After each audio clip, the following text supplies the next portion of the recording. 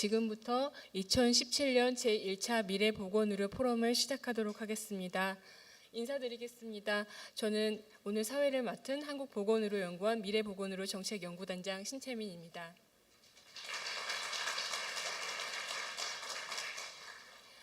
바쁘신 일정에도 불구하고 관심 가져주시고 참여해 주셔서 진심으로 감사드립니다.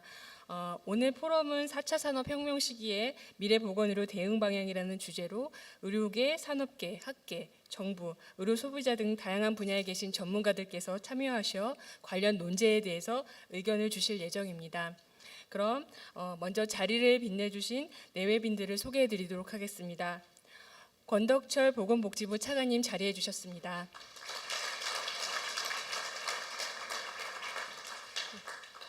추무진 대한의사협회 회장님 자리해 주셨습니다. 이윤성 대한의학회 회장님 자리해 주셨습니다.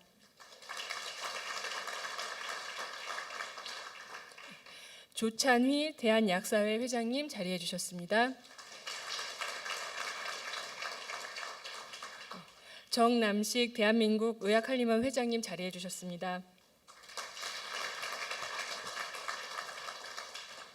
임병인 사회부장정보원 원장님 자리해 주셨습니다. 이영성 한국보건의료연구원 원장님 자리해 주셨습니다. 그 외 많은 귀한 분들께서 참석해 주셨는데요. 일일이 다 소개해 드리지 못하는 점 양해 부탁드리겠습니다. 그럼 축사 말씀을 시작으로 본 포럼을 시작하도록 하겠습니다. 권덕철 보건복지부 차관님께서 축사 말씀 해주시겠습니다. 큰 박수로 모시겠습니다.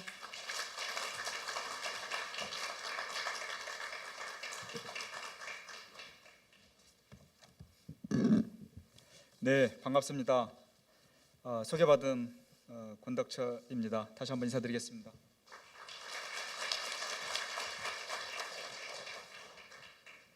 제가 몸담고 있는 보건복지부에서 제가 한 30년 근무를 했는데요. 이렇게 그 차관 공무원으로서 최고 자리에 올라왔습니다. 다 여기 와 계신 여러분들과 같이 호흡하면서 보건, 복지 분야에서 열심히 했기 때문에 그러지 않은가 싶습니다. 참고로 말씀드리면 이 미래 보건의료 포럼은 제가 2년 전에 2015년 11월에 처음 발족을 해서 앞으로 그 우리 보건의료를 둘러싸고 있는 미래 환경에 대응해서 어떻게 우리 보건의료를 같이 가져갈 것인지를 포럼을 통해서 여러 가지 논의를 했습니다. 그때 돌이켜보면 커넥티드 헬스라든지 빅데이터, 인공지능과 관계 이런 등 우리가 그때 당시에 4차 산업이라는 얘기는 안 했지만 그 미래 보건의료 환경에 맞게 우리가 어떻게 보건의료를 가져갈 것인지를 논의했던 걸로 생각이 됩니다. 올해 들어서 첫 미래 보건의료 포럼을 하게 됐습니다. 앞으로는 이 미래 보건의료 포럼에서 좀 더 구체적으로 중장기 전략과 실행 방안들을 조금 만들어 가고자 합니다. 이 자리를 이렇게 만들어 주시고 깊은 관심을 표명해 주시고 이끌어 주셨던 우리 지금 임태환 전 보건의료연구원 원장님 와 계시는데요. 앞으로 좀 더 이 역할 좀 해주실 걸로 생각이 됩니다. 오늘 또 기조 발표도 좀 해주실 걸로 알고 있습니다. 또 이 추무진 의사협회 회장님, 또 이윤성 대한의학회 회장님, 지금 또 특별히 의료법상에 이제 정식 법정 단체로서 들어가게 됐는데요. 대한민국 한림원의 원장님으로 취임하신 정남식 원장님, 그리고 특별히 또 조찬희 약사 회장님께서 오셨습니다. 또 임병인 사회보장정보원 원장님도 오셨고 이걸 계속 실무적으로 뒷받침해 주시는 이영성 보건의료연구원장님께서 오셨습니다. 앞으로 우리 이 미래 보건의료 포럼이 4차 산업혁명에 걸맞게 보건의료가 어떻게 가져가야 할 것인지를 좀 깊게 고민하고 논의를 해서 좋은 결실을 맺었으면 좋겠습니다. 잘 알다시피 이 과를 담당했던 게 그전에는 TM이었는데 정식 과로 올해 승격이 됐습니다. 의료정보 정책과인데요. 아쉽게도 10년 전에 보건의료 정보과가 있었습니다. 근데 우리가 10년을 돌이켜 보면 우리가 10년 전에 더 준비했으면 훨씬 더 많은 일을 할 수 있었을 것 같은데 좀 아쉬운 부분이 있습니다. 그렇지만 이제 새로 출발을 했기 때문에 그리고 2015년 이후에 저희들이 준비했던 것들, 그리고 최근에 저희가 그 빅데이터 관련해서도 추진단을 만들어서 지금 현재 하고 있습니다. 그래서 이런 것들을 좀 종합을 해서 저희들이 그 미래 보건의료 발전에 기여하는, 그리고 결국은 국민의 건강과 편의 증진을 위해서 이렇게 할 수 있을 걸로 생각이 됩니다. 또 그 의료법에서 그 진료 정보 교류하는 것도 굉장히 오랜 수건 사업이었는데 그게 또 통과돼서 전국이 이제는 거점별로 지금 현재 시범 사업을 하고 있습니다만, 저희들이 전국적인 지금 그 망을 좀 구축을 해서 정보가 서로 이용될 수 있도록 할 것입니다. 이 과정에서 필수적인 보건의료 정보의 표준화와 그리고 정보 보호, 그다음에 보안 체계는 철저히 구비할 걸로 저희들이 생각 중에 있습니다. 오늘 발표하는 걸로 해서 그 발제와 토론 이걸 보시면 우리 미래 보건의료 포럼이 나갈 것을 얘기해 줄 것 같습니다. 기조 발표에 우리 임태한 그 한림의 부회장 겸 또 공동위원장이신데 4차 산업혁명 시기에 미래 보건의료에 대해서 기조 발표를 해주십니다. 그리고 우리 박현애 의료정보학회 세계 의료정보학회 회장이신 서울대 간호대학 교수님께서 보건의료 정보 분야의 국제 동향과 시사점, 그리고 발제를 쭉 보시면 보건의료 정보의 활용과 보호, 전달 체계 내에서의 ICT 활용, 참여자 중심의 ICT 국민건강관리 서비스, 의료 정보 기반 개인 맞춤형 의료, 의료 정보의 공유와 개방 등 오늘 그 발표와 그리고 토론 굉장히 우리 앞으로 중장기 발전 계획에 큰 밑거름이 될 그런 부분들 논의해 주시는 것 같습니다. 이러한 그 자리를 마련해 주시고 논의해 주심에 깊이 감사드리면서 여기 와 계신 모든 분들의 가정의 건강과 행운이 항상 하시기를 기원합니다. 감사합니다.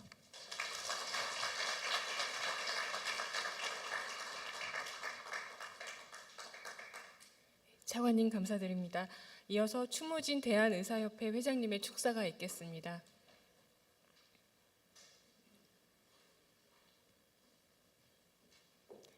큰 박수로 모시겠습니다.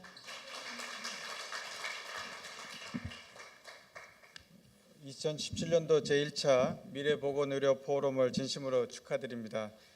오늘 이 자리를 준비해 주신 고생하신 우리 김강립 보건복지부 보건의료정책실장님과 임태한 공동위원장님을 비롯한 많은 분들께 진심으로 감사드립니다.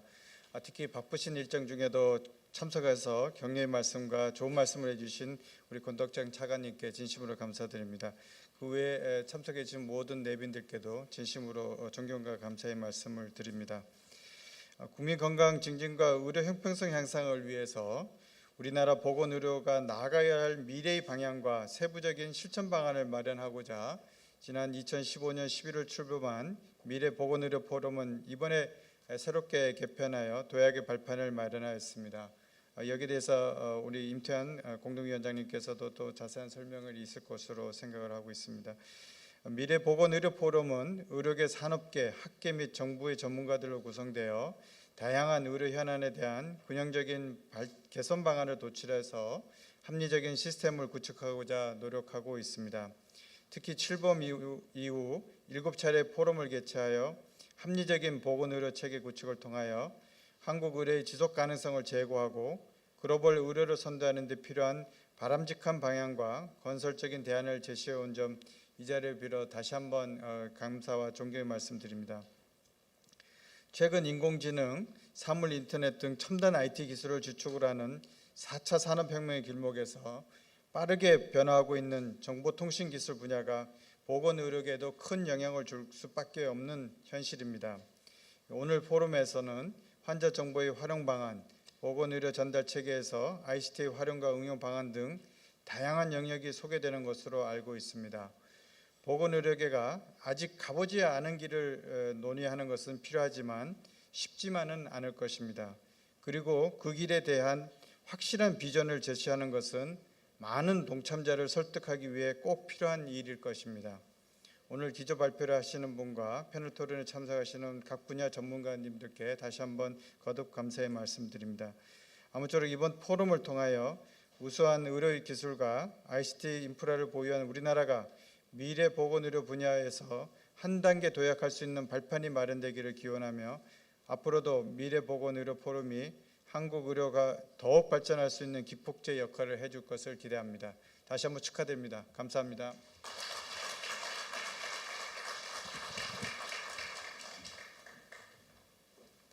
회장님 감사드립니다. 다음으로 조찬희 대한약사회 회장님의 축사가 있겠습니다.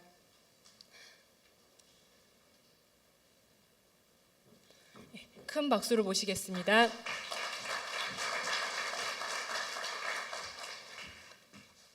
(2017년) 제1차 미래보건의료 포럼이 많은 분들의 성원과 격려 속에 개최되게 된 것을 축하드립니다.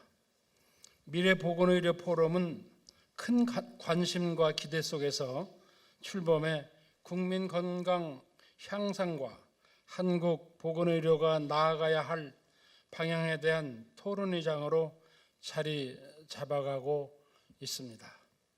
4차 산업혁명 시기에는 보건의료와 정보통신기술이 상호 융합된 새로운 형태의 보건의료 서비스 제공이 예상되는 상황입니다. 정보통신기술과 빅데이터, 인공지능 등을 기반으로 한 보건의료 서비스를 어떻게 활용하고 발전시켜야 할지에 대해서는 국민 건강을 담당하고 있는 모든 보건의료인이 함께 고민하고 연구해야 할 분야입니다. 특히 인구 고령화에 따른 만성질환자 건강관리와 정보통신 기술을 접목하는 연구 분야에서는 약사와 의료인이 협력할 수 있는 연구가 반드시 병행되어야 함을 강조드리고 싶습니다. 오늘 주제인 4차 산업혁명 시기 미래보건의료 대응 방향에 대한 논의를 통해 다시금 한국 보건의료가 발전할 수 있는 계기가 되기를 기대합니다. 이 포럼을 준비하고 알찬 논의의 장을 마련해 주신 김강립 임태환 미래보건의료 포럼 공동위원장님을 비롯한 관계자 여러분께 감사드립니다. 감사합니다.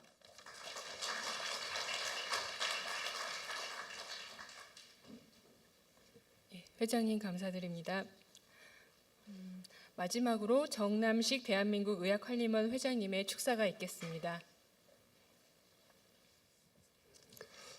네, 안녕하십니까.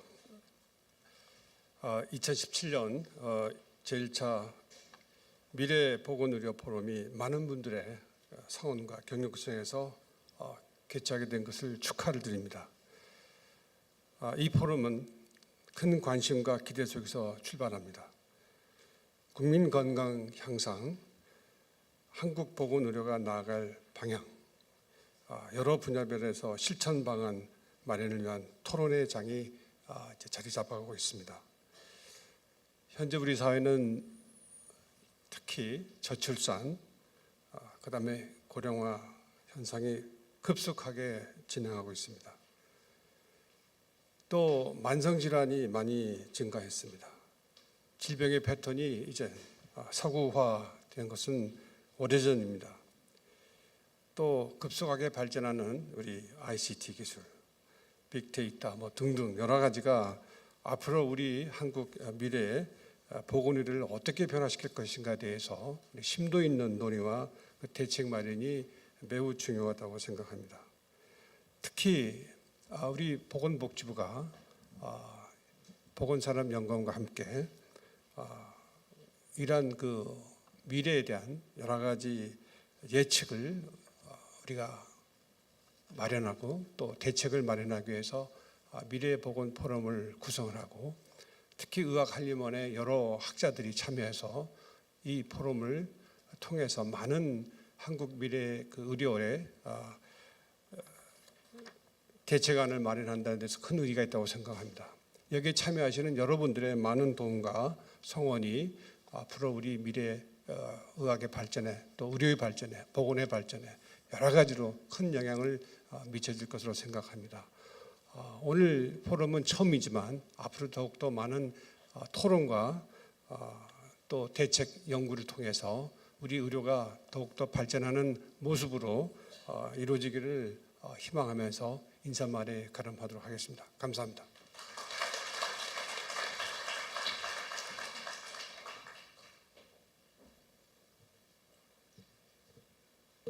회장님 감사드립니다. 오늘 이 자리에 한마음 한뜻에 많은 분들이 참여해 주셨습니다. 정말 뜻깊은 자리가 아닐 수 없겠는데요. 여러분들의 염원과 노력으로 정말 좋은 성과가 있을 것이라는 희망이 생깁니다. 그러면 오늘 자리를 기념하기 위해 잠시 사진 촬영을 갖도록 하겠습니다. 그 내외 기빈 여러분께서는 단상으로 올라와 주시면 감사하겠습니다.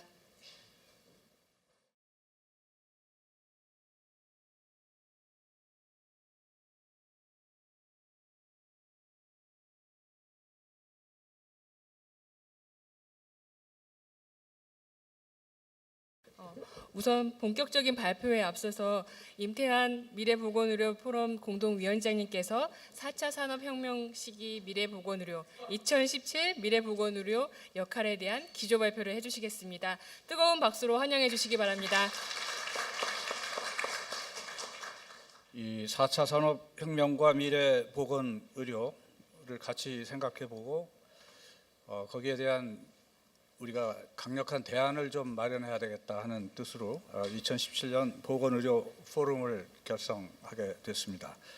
그 4차 산업혁명이라는 것은 이제 다 아시다시피 클라우스 슈밥이라는 분이 제창을 해서 데피니션을 이렇게 하고 있습니다. 그래서 이제까지 모든 물리적인 또 디지털, 바이올로지컬 이런 모든 것들이 통합되는 그러한 혁명적인 일이 될 것이고 그것은 곧 모든 경제나 산업, 의료를 포함한 사회 전반에 영향을 끼칠 것이다.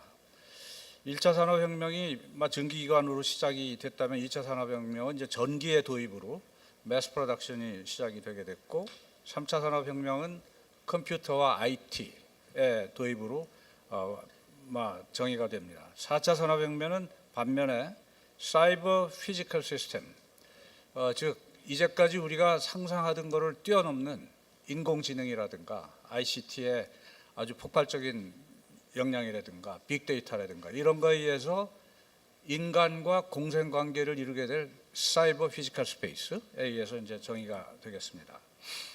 이 포럼을 준비하면서 키워드 서치를 한번 해봤습니다. 이 워드 클라우드에 가서 요즘의 보건의료 사회에서 회자되는 키워드 중에 어떤 것들이 있는가 봤더니 단연 ICT가 가장 우위를 점하고 있고 그 뒤에 아티피셜 인텔리전스, 인공지능이죠. 머신 러닝, 빅데이터, 텔레메디신, 프리시전 메디신, 웨어러블 디바이스. 요즘 누구나 하나씩 하고 계시죠. 3D 프린팅, 증강현실, 이런 것들. 그다음에 로보틱스, 로봇 서저리, 인터넷 오브 띵스, 블록체인, 페이션 인볼브먼트 아주 중요한 개념입니다. 그다음에 헬스 리터러시, 국민의 계몽, 국민의 교육, 국민의 의학적 지식이 전체 사회의 건강을 좌우한다 하는 그런 컨셉으로까지 지금 발전하고 있습니다.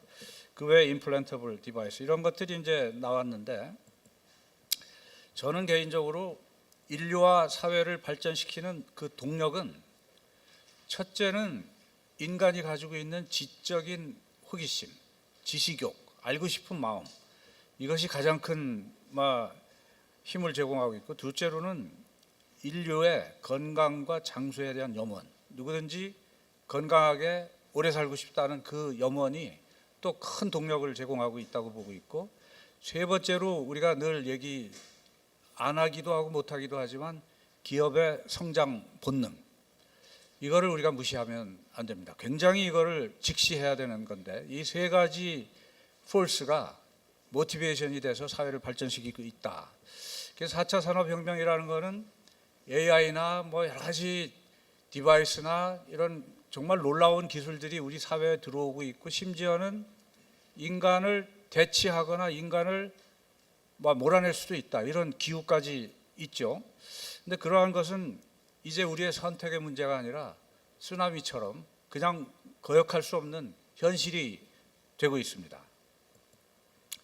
따라서 앞으로의 의료라는 것은 여기 보시는 바와 같이 가운데 환자분들이나 시민사회가 있겠습니다. 모든 국민이 있겠죠. 사람들 간에 생기는 여러 가지 정보의 교환, 정보의 발생, 웨어러블 디바이스에 생기는 모든 정보들, 병원에 가서 생기는 모든 메디컬 레코드, 시중에 돌아다니는 여러 가지 디바이스 속에서의 어떤 정보들, 이런 것들이 빅데이터를 형성을 하게 되고, 이런 빅데이터가 어떠한 디시전 메이킹에 관여하고 결정적인 요인으로 작용합니다. 이 환자를 둘러싸고 있는 많은 헬스케어 프로바이더, 의료인이라고 할 수도 있고요. 그 다음에 정책을 하시는 분들, 그 외에 엔지니어, 사이언티스트, 그 다음에 그 외에도 인슈어러도 많은 작용을 하게 되고, 인더스트리, 이런 직역들이 환자나 국민을 둘러싸고 있고 건강과 복지를 논의하고 있고 어떤 역할을 합니다. 그러나 예전하고 달리 지금은 각 직역마다의 아티피셜 인텔리전스가 바로 여기에 도움을 주고 있고 디시전 메이킹에 중요한 서포팅 역할을 하고 있고 많은 데이터 처리를 손쉽게 해줄 수 있는 그런 역할을 하고 있습니다. 그래서 각 직역마다 이런 AI가 있고 또 이러한 것들을 전부 통합하는 ICT 테크놀로지가 있습니다. 즉 모든 직역이나 모든 환자나 통틀어서 하나가 되고 있고 정보는 계속 흐르고 있고 커뮤니케이션은 진행 중이다. 그럼 우리가 이러한 정보화 시대에서 살면서 어떻게 할 건가 하는 것이 이제 오늘의 논의가 되겠습니다. 우선 이 뷰노라고 하는 회사와 제가 지금 일하고 있는 아산병원에서 하고 있는 AI 관련 연구를 하나 보여드리겠습니다. 지금 환자의 CT 사진인데 이 컴퓨터에게 이러한 러닝을 시킨 후에 CT를 줍니다. 그러면 그 컴퓨터가 바로 자기의 경험을 토대로 이 병은 무슨 병이 있었고 해서 CT 사진 속에 그림을 전부 분류를 합니다. 분류를 해서 여기는 정상 부위, 여기는 무슨 간질성 질환, 여기는 무슨 염증성 질환, 이런 거를 컴퓨터가 하는 시대가 오고 있고, 또 하나는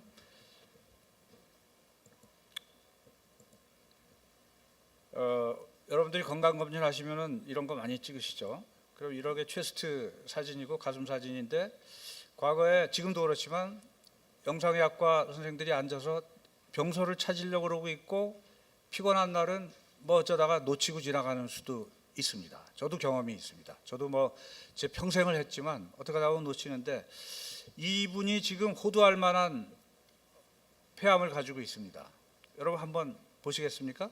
폐암은 폐처럼 까맣지가 않고 이제 하얗겠죠. 근데 이 기계가 찾는 과정을 한번 보시면 쭉 여기저기 뒤지다가 결국은 여기에 와서 머무르고 있고 우리가 다시 돌아가 보면 이 자리에 폐암이 있었다. 이것이 외국의 사례가 아니고 지금 아산병원하고 국내 기업이 서로 손잡고 개발하고 있는 프로그램을 지금 보여드리고 있는 거고, 또 하나 증례인데 지금 쭉 여기저기 찾다가 여기에 와서 머물렀고 여기에 지금 병소가 있죠. 이건 굉장히 중요한 것이 누구든지 인턴 때나 전공이 1년 차 때는 항상 이런 데 있는 병소를 놓칩니다. 심장 뒤에 숨어 있거나 아까처럼 심장 바로 옆에 있거나 아니면은 이런 부위 뼈 뒤에 숨어 있거나 하면 놓치기 때문에 그런 거를 우리가 가르칠 때 인턴스 에어리어라고 그럽니다. 한 번 더 봐라 이거죠. 거기에 놓치기 쉬우니까. 근데 이 컴퓨터도 이상하게 거기를 먼저 뒤져요. 그러는 걸 보고 저희가 이제 상당히 놀라기도 했는데 이런 이제 뷰노 회사하고 우리 아산 메디컬 센터에서 이걸 개발을 했고요. 하고 있고요. 자, 이런 그런 다른 이제 얘기인데 CT 사진입니다. 심장 질환을 가지고 있는 여기 이제 좌심실이 있고 우심실이 있는데 여기 큰 구멍이 있죠. 이러한 병인데 옛날에는 CT만 가지고 이거를 상상 속에 머릿속에서 3차원 구조를 막 연상을 해서 수술할 분하고 얘기를 합니다. 아, 이분은 지금 좌심실하고 우심실 사이에 큰 구멍이 있고 그의 크기가 얼마쯤 되고 거기로 나오는 피는 어디로 가는 것 같다. 그럼 이제 서전이 수술하는 분이 그러냐 그러고 가서 수술을 하죠. 근데 지금 우리는 그것만 가지고 안 되겠다는 거죠. 그래서 그 CT 영상은 어차피 처음부터 3D 영상이기 때문에 이렇게 좌심실, 우심실, 대동맥, 폐동맥을 칼라로 전부 세그멘테이션을 하고 그 다음에 이거를 3D 프린팅을 해서 지금 이 환자의 심장과 똑같은 크기의 심장이 제 손 안에 들어와 있습니다. 저희는 이제 영상을 전공하고 있기 때문에 이걸 보면은 대충 머릿속에서 3차원적인 구조가 나오죠. 그러나 항상 저희들이 아쉬운 거는 아무리 설명을 해도 원래 3차원인 거를 2차원적인 프레젠테이션을 가지고 설명하는 게 쉽지 않은데, 이러한 거를 가지고 설명을 하면은 수술하시는 분들이나 뭐 이 환자를 진료하는 분들은 굉장히 쉬울 수밖에 없습니다. 이와 같이 이리저리 돌려가면서 보는데, 또 하나 예를 들어 보이면은 이것이 이제 3D 프린팅의 한 예인데, 이 안을 열어서 보고 수술을 어떻게 할 건지 해보고 수술하시는 분이 자기 수술 방법에 대한 완전하게 방안이 쓸 때까지 이리 돌려보고 저리 돌려보고 합니다. 그래서 이런 경우에 이미 프리 수술 이전에 많은 플랜을 가지고 들어가기 때문에 더 안전하고 더 덜 침습적인 수술을 선택을 할 수가 있는 그런 이제 방법인데, 이런 것이 이제 3D 프린팅. 아까 보셨던 많은 키워드 중에 AI하고 3D 프린팅 두 가지 이제 사례를 보여드린 것입니다. 저희 나라에서 이렇게 하고 있지만 사실은 좌마라고 하는 아주 유명한 저널에는 이미 이 당뇨성 망막 질환에서 황반변성에 대한 거를 안과 의사하고 AI가 찾아내는 거를 한번 비교한 논문이 금년에 나와가지고 아주 센세이셔널하게 했습니다. 물론 논문을 잘 읽어보면 환자군의 모집이라든가 분석 방법이라든가 논의할 여지는 많습니다, 학문적으로는. 그러나 어쨌든 상징적으로 여기 나오는 대로 약 90%에 육박하는, 또 스페시피시티, 민감도 이런 것들은 98%, 전체적인 AUC는 99%에 달하는 정확성을 보였다. 그래서 이것이 이제 인도에서 한 스터디고, 구글이 이걸 개발한, 프로그램을 개발한 회사이기 때문에 이제 구글에서 이거를 썼는데, 이런 것이 이제 이 의학 전문지에도 실리고 있고, 또 하나 예를 들어 드리면은 제가 전공하고 있는 체스트 가슴 사진에서 결핵을 AI한테 한번 시켜봤습니다. 그랬더니 디텍션 레이시 우리 전문가들이 하는 거하고 거의 비슷한 수준이다. 그래서 이제 초창기에 이러한 논문들이 나오기 이전에 영상의학과 선생들이 이제 밥을 굶게 생겼다, 이런 얘기들이 술자석에 갈 때마다 나오고 이제 그랬죠. 근데 저는 그것은 꼭 그렇지 않을 거다라고 생각을 하고 있는 게, 여기 보시면은 좌마에서의 뷰 포인트는 굉장히 테크놀로지컬리 강력한 툴이 되겠지만 결론적으로는 이것은 하나의 에이드고 서브스티튜트는 아닐 것이다라고 예측을 하고 있습니다. 또 다른 한 논문에서도 빅데이터나 캔서의 트리트먼트나 진단에 있어서 AI라는 것은 결국은 클리니컬 디시전 서포트 시스템일 것이다, 이렇게 이제 합니다.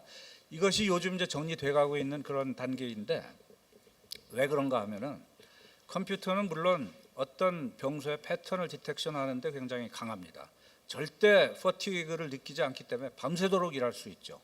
그래서 아까 같이 어디 숨어 있는 거를 놓친다거나 하는 이런 일은 없겠으나, 사람이 특징으로 가지고 있는 굉장히 노이지한 데이터를 구별한다거나, 아니면 전혀 상관없는 데이터를 통합한다거나, 아니면은 기대하지 않았던 의외로 튀어나오는 그런 정보에 대한 어떤 영감을 갖는다거나, 다른 거에 대한 거를 다른 대안을 만들어낸다거나, 굉장히 복잡한 문제를 풀어낸다거나 하는 사람만이 가지고 있는 능력은 아마 굉장히 되더라도 아주 먼 후의 일이다 하는 것이 이제 많은 학자들의 의견입니다. 그래서 퓨처 오브 메디슨이 여러분이 보시는 바와 같이 의사는 병원 안에는 이렇게 전부 로봇 닥터들, 닥터 이름은 사이보그, 닥터 사이보그입니다. 병원 이름은 사이버네틱 호스피탈이고, 이 안에 로봇들만 일하고 있고 의사는, 인간 의사는 없는데, 의사는 이제 해고돼 가지고 이렇게 누더기 옷을 입고 이 안을 들여다보면서 옛날을 회상하죠. 중요한 거는 환자가 I miss human touch.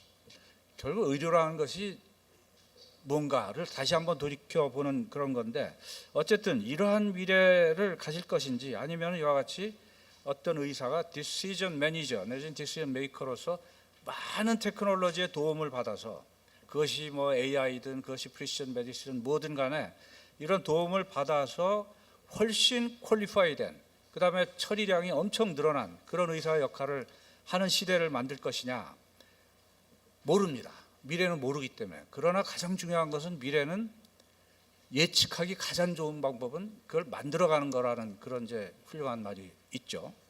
그래서 우리가 그걸 해야 되기 때문에 이러한 포럼을 만들었는데, 본 포럼은 ICT, AI, 빅데이터 이런 것들을 이용해서 세 가지 지금 프로젝트를 추진 중에 있습니다. 보건의료연구원에서는 ICT 보건의료 전략 연구를 수행하고 있고, 의학한림원에서는 미래 보건의료의 전망 연구. 이것은 약 2030년을 기준으로 예측을 하는 그런 연구가 되고 있고, 아래 것이 오늘 열리고 있는 포럼입니다. 여기는 5개 분과를 두고 있고 약 5년 정도의 예측을 하겠다는 그러한 생각으로 프로젝트를 진행하고 있습니다. 하나씩 잠깐만 보시겠습니다. 지금 디지털 헬스케어 공공전략에서 여기에는 보건의료연구원뿐만 아니라 심평원, 공단, 그다음에 지금 원장님도 와 계시지만 사회보장정보원, 보건산업진흥원, 보건사회연구원 등등이 전부 기관들이 참여해서 앞으로 단기간 내에 보건의료 정책을 어떻게 할 건가에 대한 구체적이고 추진 가능한 역할을 한번 찾아보겠다 하는 그런 연구이고요. 거기서 예상 결과는 국가가 수행해야 될 보건의료 서비스의 전략을 도출한다. 사업 목적이나 타당성, 추진 내용, 소요 예산 등등에 이르기까지 굉장히 디테일을 보고 싶다는 것이고요. 반면에 보건의료의 전망 연구, 이것은 의학한림원에서 맡아서 지금 하고 있고, 아시다시피 한림원은 이제 의료 석학들의 모임이기 때문에 비교적 장기적인 2030년의 전망을 가지고 연구를 시행하게 됩니다. 그 위원회 구성은 지금 이렇게 되어 있습니다. 조승열 교수님께서 이제 고문을 맡아주시고, 조승열 교수는 이제 각종 의학 학술지 편집 활동을 너무나 오래 하셨기 때문에 적임자이시고요. 김진 교수, 노성훈 교수, 박병주 교수, 박성욱 교수, 박찬정 교수, 박현혜 교수, 오늘 아마 이따가 글로벌리제이션에 대한 강의를 하실 거고요. 방영주 교수, 안덕순 교수, 이종규 교수님, 장성규 교수님, 다음에 정성 교수, 이렇게 여러분들이 지금 적극적으로 참여해서 2030년의 미래 의료 전망이 어떻게 될 건가를 지금 진지하게 논의하고 있고 지금 순항하고 있습니다. 금년 말까지 보고서를 내는 것을 목표로 하고 있고, 그 챕터링은 지금 이렇게 돼서 첫째는 기술적인 면을 보고, 그 다음에 의료와 기술에 합쳤을 때 어떤 모양이 될까를 보고, 그러면 이 시점에서 우리가 할 일이 뭔가 이거를 이제 들여다보는 그러한 연구를 벌써 시작을 하고 있습니다. 오늘 하고 있는 미래보건 포럼, 이 포럼은 여러 가지 이제 개요와 목적이 있습니다만 이와 같이 17분의 위원과 3분의 고문을 모시고 있습니다. 의협회장님, 병협회장님, 의학회장님 전부 다 고문으로 모시고 있고, 각 분과가 5분과가 있는데 분과장님들이 위원으로 참여하고 계시고, 그 외에 의료 전문가 5분, 소비자단체, 언론인, 공공기관, 그다음에 복지부의 김건은 과장님께서 또 참여하시고 해서 17분이 머리를 맞대고 있습니다. 여기에서는 여러 가지 사업 선택을 하고 기술 동향 조사, 로드맵 작성해서 향후 5년간 미래 연구 사업에 대한 기획 보고서를 만들고 있습니다. 분과만 간단히 소개드리고요. 분과장님들이 앞으로 나오셔서 하나씩 분과 소개를 하실 거기 때문에 이 제1분과는 강건욱 교수가 맡고 계신데, 여기에서는 예방진단, ICT 기반의 예방진단이고, 제2분과는 ICT 기반 의료 전달 체계, 서울대학의 조비령 교수가 맡고 계시고요. 3분과는 ICT 기반 국민 건강관리, 분당병원의 백남종 서울대 교수가 맡고 계시고, ICT 기반 정밀의료의 구현, 아산병원의 서준범 교수가 맡고 있습니다. 의료 정보의 고도화, 이것은 유명한 박래훈 교수가 맡고 계시고, 이와 같이 분과를 구성했는데, 한 가지 재미난 거는 제가 쭉 이걸 운영하다 보니까 한림원의 위원회는 아까 말씀드린 대로 저를 포함해서 13분인데 평균 연령이 한 63세 정도 되고요. 이 포럼위원회는 한 50대 중반이 됩니다. 근데 분과 회의를 제가 전부 가봤는데 5개 분과를, 거기에서 논의하고 있는 분과 참여위원들의 평균 연령은 한 40대.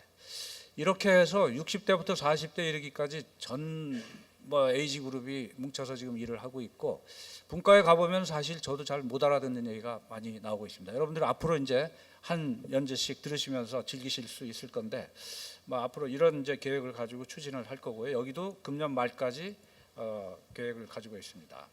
차관님께서 아까 말씀하셨습니다만 보건복지부의 의료정보정책과가 신설됐습니다. 그 전까지는 이제 과의 한 팀으로 있었는데, 이 신설된 과는 여기 보시는 바와 같이 의료 정책실 소관이고요. 이 실장님이 이제 김강립 실장님이 맡고 계신데 오늘 못 오셨지만 그다음에 강도태 국장님께서 의료정책관으로서 이 사업을 맡고 계시고 김건웅 과장께서 이제 이 일을 벌써 몇 년째시죠? 김건웅 과장님 이쪽 일이 한 5, 6년 이상 하셨죠. 아주 베테랑하십니다. 안지정 사무관님 사진을 안 주셔가지고 여기 넣지를 못했습니다.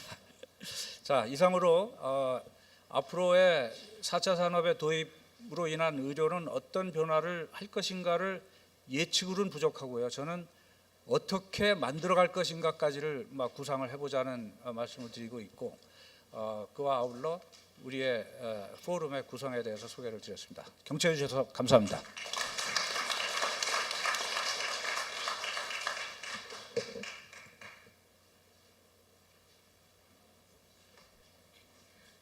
위원장님 감사합니다. 그럼 이어서 세계의료정보학회장이시자 서울대학교 간호대학 교수이신 박현애 교수님의 보건의료정보 분야 국제동향과 시세점에 대한 발표를 들으시겠습니다. 안녕하세요. 방금 소개받은 서울대학교 간호대학 박현애입니다. 감사합니다. 오늘 이렇게 그 중요한 자리에 제가 발표하게 돼서 굉장히 영광스럽게 생각하고요. 제가 이 자리에서 정말 무슨 협력 방안을 내놓기보다는 글로벌 트렌드가 어떻게 되고 있는데 우리나라가 특히 임태원 위원장님께서 혹시 코리아 패싱이 있나라고 저한테 물어보셨는데 다른 나라가 우리를 패싱한 건 아니고 우리가 선택해서 별로 관심 안 가지고 있는 분야에 대해서 제가 특히 표준 용어에 대해서 소개할까 생각합니다. 그 소개를 하면서 이제 그래도 의료 정보 분야에서 우리보다는 앞서가고 있는 미국에서 요즘 굉장히 유행이 되고 있는 러닝 헬스케어 시스템이라는 그런 그 관점에서 한번 쳐다보고 그렇게 러닝 헬스케어 시스템을 가능하게 하려면 표준이 반드시 필요한데 그때 필요한 표준이 뭘까 소개하고 그 중에서 용어 표준인 스노메드 시티에 대해서 소개할까 합니다. 오늘 그 포럼 분과별로 5분 위원장님들이 발표하실 텐데 오늘 발표하시는 그 모든 내용들이 사실 다 성공적으로 되려면 기본적으로 표준 용어가 사용되지 않으면은 사실은 불가능한 일입니다. 그래서 그 부분에 대해서 소개를 할까 합니다. 전자 의무 기록이 사실은 보건의료 분야에서 가장 많은 데이터를 생산해내는 소스라고 보면은 뭐 틀림없을 텐데요. 그 전자 의무 기록의 발전사를 보면은 초기에는 그냥 매체를 종이에서 전자 매체로 옮기는 거에 불과했고 그 다음 단계로 이제 우리나라에서 말하는 OCS, 오더 커뮤니케이션 시스템처럼 이렇게 간단한 시스템이 개발됐고 그 다음 단계는 여러 부서에서 전산한 업무들을 통합하는 EMR이 도입됐고 그 다음에 이제 지금 미국에서 오바마 정부 때 중요하게 추진했던 meaningful use 그렇게 임상에서 모은 자료를 의미 있게 활용할 수 있도록 정책을 내놨고 그 다음 단계는 여러분도 아시다시피 또 위원장님께도 말씀하셨지만 여기저기서 생산되는 굉장히 많은 큰 빅데이터가 있는데 그 빅데이터하고 그러니까 그 데이터는 뭐 한 기관에서 발생하는 거일 수도 있고 그걸 넘어서서 국가를 넘어설 수도 있고요. 여기저기서 발생하는 그런 데이터와 EMR과 통합해서 뭔가 의미 있는 정보를 뽑아내는 그런 수준까지 갔다고 보면 되는데 제가 생각하기에 우리나라 대부분의 병원은 인테그레이티드 EMR 정도 수준에 와 있다고 생각을 하고 몇몇 병원은 물론 굉장히 앞서서 마지막 단계까지 와 있는 병원도 있겠지만 그렇고요. 미국 같은 경우는 이제 meaningful use를 하는 단계라고 보시면 될 것 같습니다. 그래서 미국에서의 그 meaningful use의 선생님들 뭐 다 많은 분들이 아시고 계시겠지만 스테이지별로 접근 방법을 이제 달리했었는데 1단계는 어떻게 하든지 환자 접점에서 자료를 잘 수집해서 그걸 공유하는 거였고 2단계에는 뭐 페이션트 포탈이라든지 클리니컬 프로세스를 시스템 안에 가지고 오는 그런 단계였고 이제 3단계가 그렇게 해서 아웃컴이 좋아지는 걸 보여줄 수 있도록 그 시스템에 구축하는 그런 단계까지 갔다고 보시면 될 텐데 그러면 도대체 그 다음 단계는 뭘까? 지금까지 말씀드린 미닝풀 유저는 어떻게 보면 한 기관에서의 그 일이라고 보면 되는데요. 지금 사실 한 기관에서 발생하는 데이터를 가지고 뭘 하기보다는 그거를 더 플랫폼을 만들어서 합쳐서 여러 가지 일들을 하는데, 특히 오늘 박래원 선생님이 발표하실 부분이 그 부분이라고 생각을 합니다. 그래서 결국 헬스 IT의 궁극적인 목적이라는 거는 어떻게 하든지 자료를 잘 수집한 다음에 그거를 그 IT가 어디에 적용되든지 간에 그거를 다른 기관, 다른 사람, 다른 국가와 공유해서 활용하는 거까지가 연계적으로 잘 일어나는 게 궁극적인 목표라고 생각을 합니다. 그래서 이제 미국에서는 이렇게 헬스 IT가 그 원하는 바를 자료를 잘 수집하고 공유하고 활용할 수 있도록 2020년까지 전략적 고를 발표를 했는데, 수집하는 단계에서는 어떻게 하든지 수집을 잘할 수 있도록 헬스 IT를 수용을 많이 하게 하는 거고요. 그 다음에 공유에서는 그 자료가 보안이 확보되고 그 자료가 상호 운용성을 갖추고 있어야지 공유할 수 있으니까 그 부분을 강조했고, 활용 면에서는 진료 현장에서 헬스케어 델리버리에서도 활용할 수 있고, 그리고 또 국민들이나 지역사회에서의 건강, 웰빙을 향상시키는 데 활용할 수 있을 거고, 그다음에 마지막 단계에서는 연구 목적으로 혁신을 위해서 활용할 수 있겠다. 이제 이렇게 해서 전략을 내놨습니다.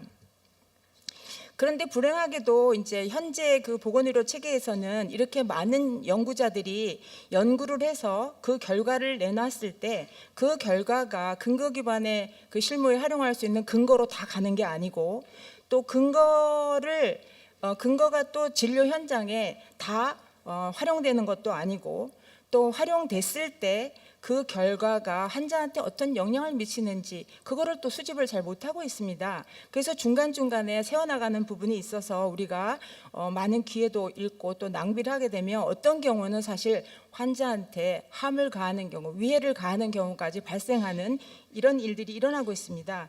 그래서 미국에서 미국 IOM에서 요즘 이제 제가 말씀드린 것처럼 밀고 있는 개념이 뭐냐 하면, 이 세 개의 간의 고리를 연결시켜서 학습하는 보건의료 체계, 그래서 Learning Healthcare System이라고 줄여서 LHS라고 많이 쓰는데, 그거를 요새 주장하고 있습니다. 그래서 어떤 선생님들께서는 뭐 들어보셨겠지만 거의 이 분야를 처음 주장하신 분은 교주처럼 지금 추대를 받고 있고, 그 밑에 이거를 전파하는 사람들은 꼭 전도사, 미셔너리처럼 전 세계를 돌아다니면서 이 러닝 헬스케어 시스템을 지금 퍼뜨리고 있습니다. 그래서 여기에서는 러닝 헬스케어 시스템은 결국 임상의, 정보학하는 사람들, 연구하는 사람들이 환자 케어 접점에서 자료를 수집해서 그 자료에서 뭔가 근거를 찾아내고, 그 근거를 환자 진료 현장에다 다시 피드백하는 그런 한 사이클이 완성되는 거라고 보시면 되겠습니다. 그래서 과거에는 그냥 연구 기반의 근거를 찾아냈다면, 이 러닝 헬스케어 시스템에서는 실무 기반의 근거, 환자 케어를 하는 실무 현장에서 발생하는 자료를 어떻게 하든지 모아서 거기에서 근거를 내서 그 근거가 다시 환자 진료에 활용될 수 있게 하는 그런 한 사이클을 마무리 짓는 거라고 보시면 될 것 같습니다. 그런데 그럼 왜 이렇게 요즘 들어와서 러닝 헬스케어 시스템이 그렇게 각광을 받게 됐느냐? 그 배경에는 결국은 우리가 학습하는 데 활용할 수 있는 데이터가 이용 가능하다는 겁니다.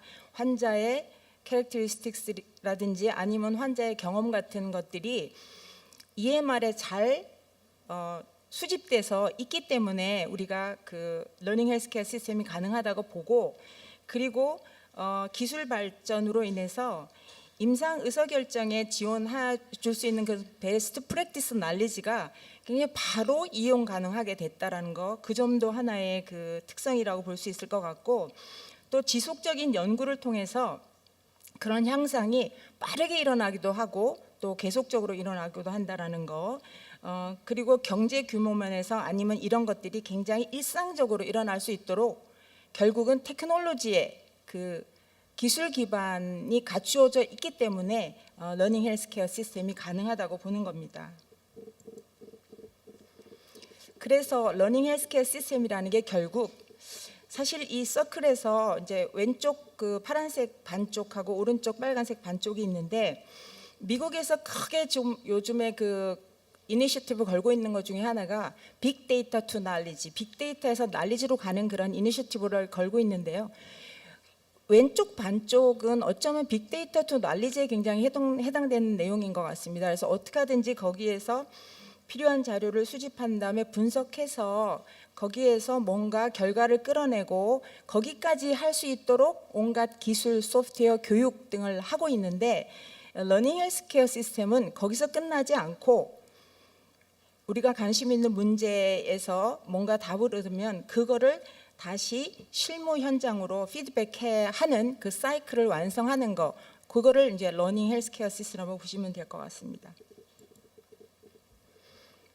그런데 이런 러닝 헬스케어 시스템이 제일 왼쪽에 있는 그 환자와 또 여러 명의 환자를 보는 그 진료 현장에 그 주로 이제 집중이 되어 왔다면 지금까지 미닝풀 유저도 미국에서 그 1단계, 2단계, 3단계 추진하고 있는 미닝풀 유저도 결국은 제일 왼쪽에 제가 옅은 색으로 이렇게 박스 칠한 그 부분에 집중됐다고 보시면 될 것 같습니다. 그런데 그 시스템이 이제는 거기서 머물지 않고, 그러니까 EMR 자료만 쓰는 거기로 머물지 않고 파퓰레이션이나 그다음에 퍼블릭 단위로 올라가서 거기에서 그게 가능하려면 사실은 모든 보건의료 정보가 교환이 돼야 되거든요.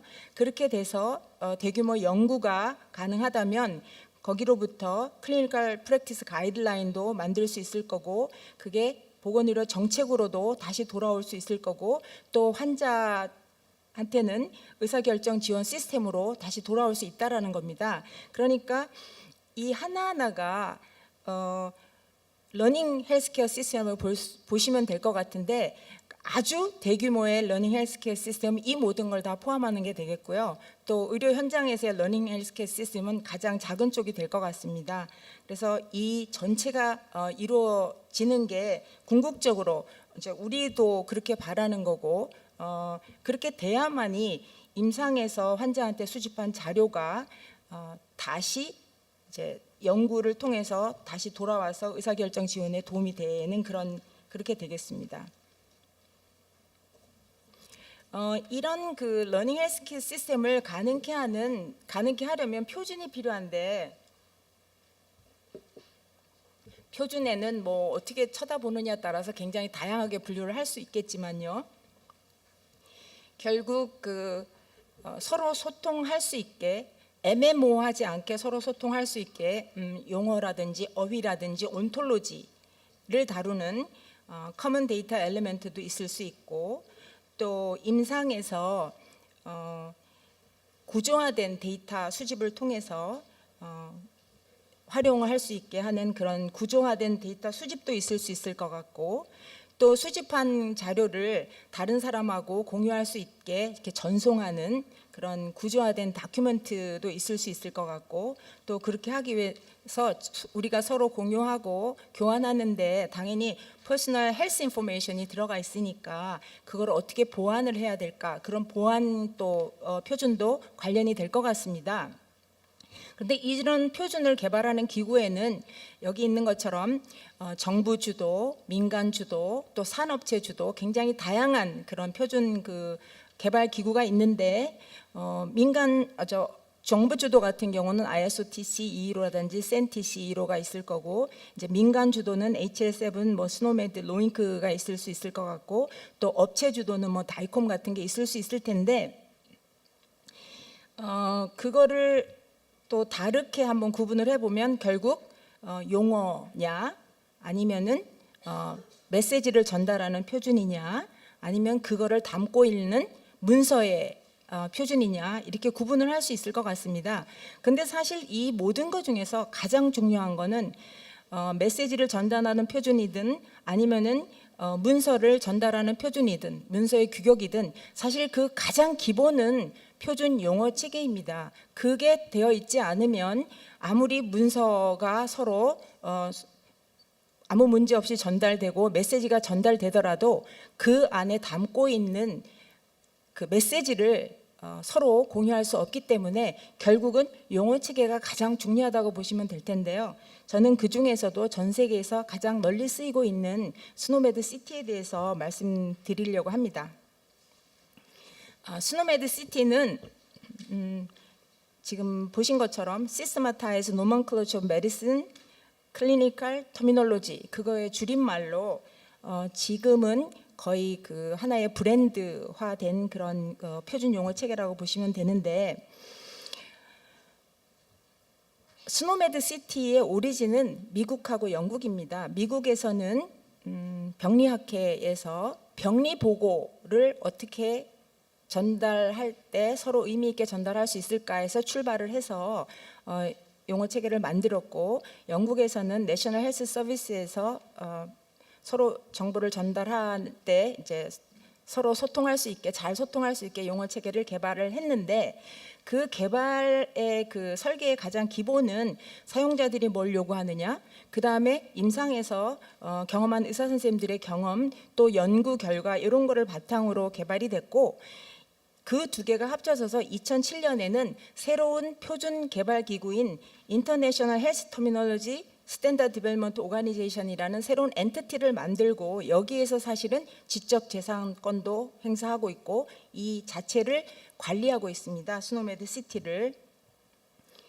두 개가 어떻게 합쳐졌는지 그 과정을 살펴보면, 미국에서는 1965년에 말씀드린 것처럼 패솔로지 용어 체계로 개발이 됐는데 점점 개발돼서 2000년에 이제 스노메드 레퍼런스 터미놀로지가 됐고, 미국에서는 1984년에 출발을 해서 1999년에 클리니컬 터미놀로지 버전 3라고 개발됐고, 그 두 개가 2002년에 합쳐져서 스노메드 시티가 됩니다. 그리고 말씀드린 것처럼 2007년에 새로운 엔티티가 만들어져서 거기서 이제 관리를 하게 되는데, 스노메드 시티는 굉장히 광범위합니다. 그 포함하고 있는 용어가.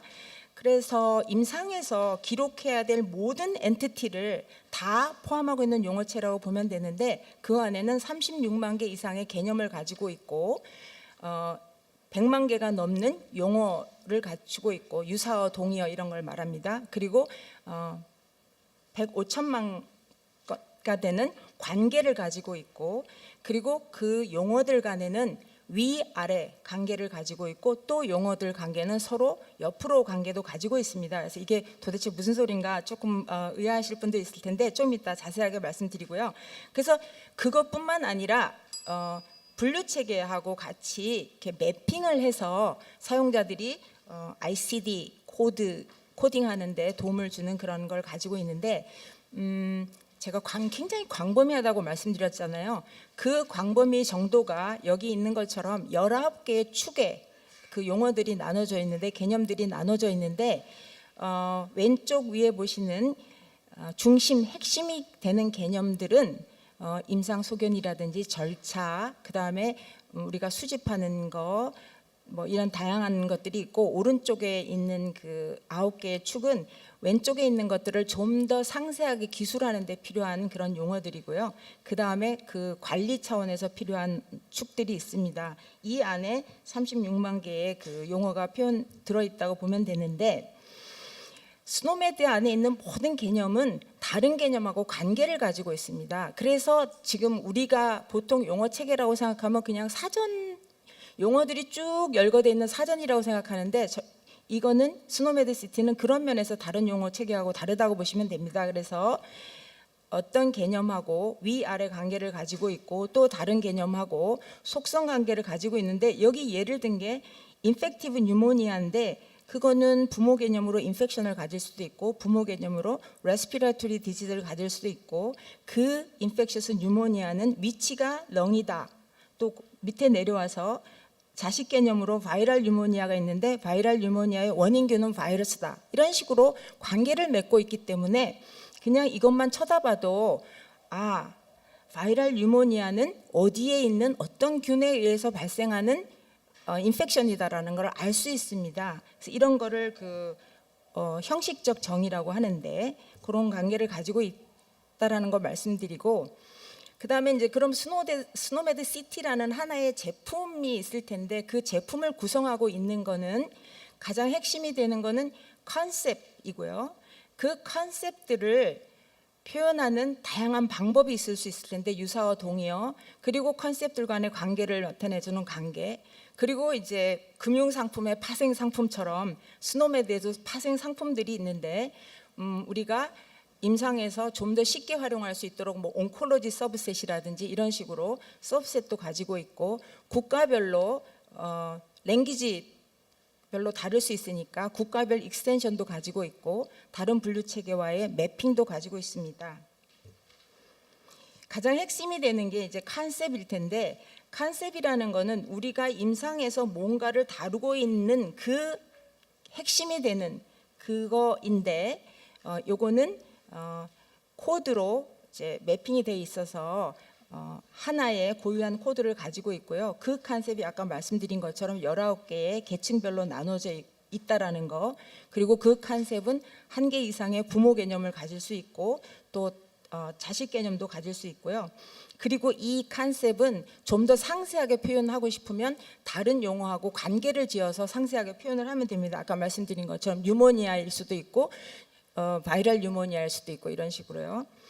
그 다음에 우리가 이 컨셉만 갖고 원하는 거를 표현하기 굉장히 어렵기 때문에 그 컨셉을 다양하게 부를 수 있는 유사어 동의어를 이제 이 시스템이 가지고 있는데 거기에는 아주 상세하게 구체적으로 표현된 fully specified 용어도 있을 수 있고 우리가 선호하는 선호 용어, 선호하지 않더라도 임상에서 쓰고 있는 용어들, 유사어들 이런 것들이 다 같이 연결되어 있습니다. 그래서 이게 바로 그런 다양한 디스크립션의 종류인데 지금 여기 있는 것처럼 가스트릭 얼서 같은 경우에 아주 상세하게 충분히 붙인 이름은 이 용어가 어느 계층에 속하는지 그 계층까지 가로 안에 보여주고 가스트릭 얼서 이렇게 표현했고 선호 용어는 가스트릭 얼서, 유사어 동의어로는 스토막 얼서, 가스트릭 얼서레이션 이거는 뭐 국가별로 얼마든지 다양한 그 유사어 동의어를 넣을 수 있습니다. 그리고 관계인데 스노메드에 있는 어떤 개념이든지 간에 그 개념들은 다른 개념들과 용어들과 연결되어 있습니다.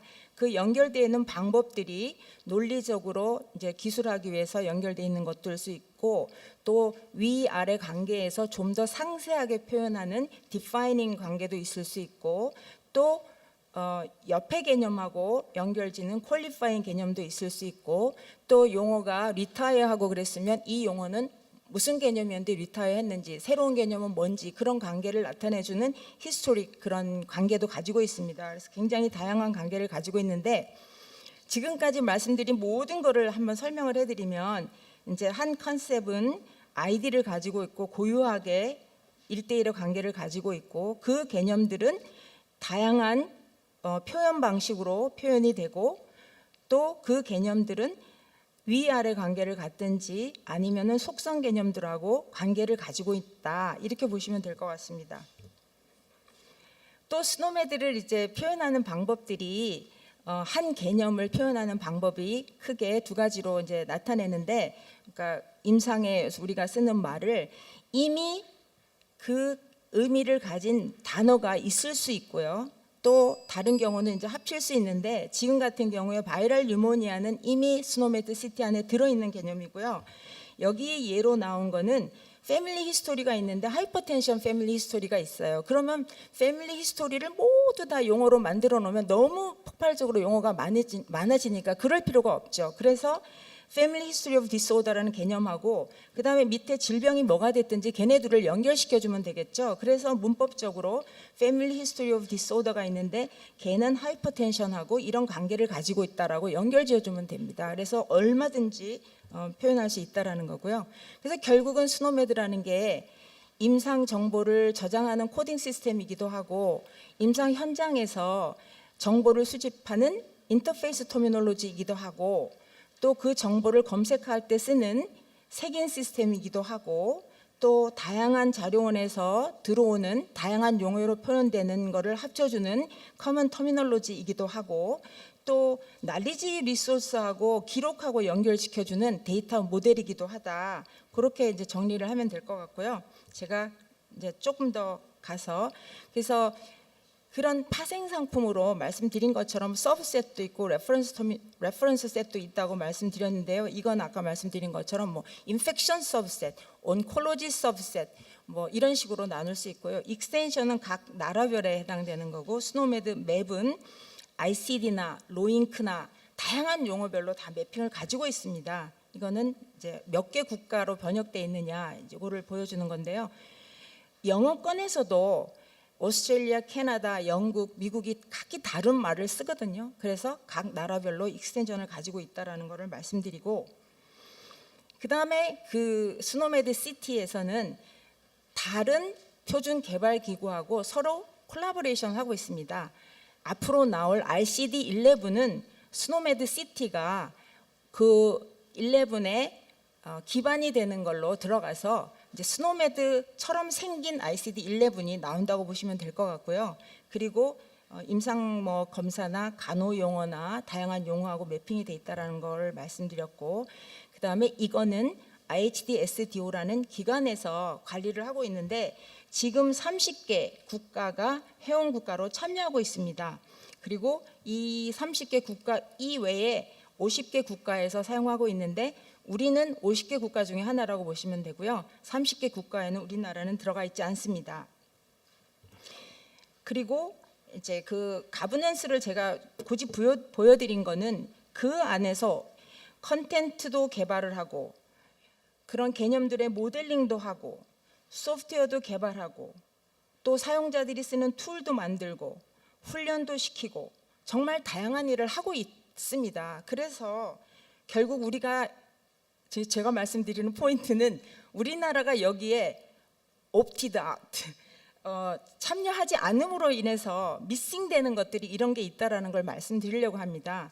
그 많은 스노메드 컨텐츠에 대해서 우리가 더 이득을 못 보고 있고 지금 개발하고 있는 온갖 디벨롭먼트에 우리가 참여를 못하고 있고 또 파생품 같은 매핑, 지금 매핑 테이블 같은 거를 스노메드를 사면 우리가 얻어서 쓸 수 있을 텐데 별도의 매핑 테이블을 지금 만들고 있다든지 그런 일들을 하고 있고요. 그리고 교육적인 거라든지 또 그거를 구현할 때 지금 우리 서울대 병원이라든지 연세브란스 병원이나 스노메드 CT를 쓰겠다고는 하는데 임플리멘테이션 서포트 같은 거를 어디서 받습니까? 전혀 못 받고 있죠. 그래서 그런 것도 우리가 미싱하고 있다.